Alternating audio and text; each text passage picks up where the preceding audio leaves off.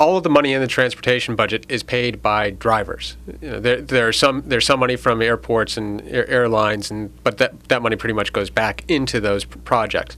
But transit projects are still paid by drivers. So to me, if drivers are paying the money, they should get the benefits from it.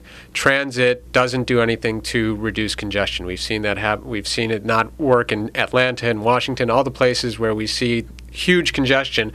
They have transit systems and they don't relieve the congestion. And the idea is Charlotte is well over budget on its transit system, and the Triangle is well behind, and it hasn't been able to get even federal approval to be able to build a train system. So, committee member Stephen Zelnick also mentioned that as this group moves forward, one of the things they'll look into is new ways of raising revenue. He mentioned charging people by vehicle miles traveled. What do you think when you hear about this idea of finding new ways to raise the revenue?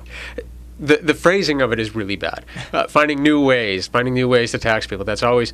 But if you talk about how we pay for the roads that we have, taking a look and re-examining and reforming that how we pay for roads, that does make sense, because right now we rely on gas taxes, and the more pressure there is with high gas prices and other requirements, higher CAFE standards from the federal government for fuel economy, the less fuel we're going to use per mile driven, and that means that we're going to have less money even if people continue to drive the same amount or even drive more.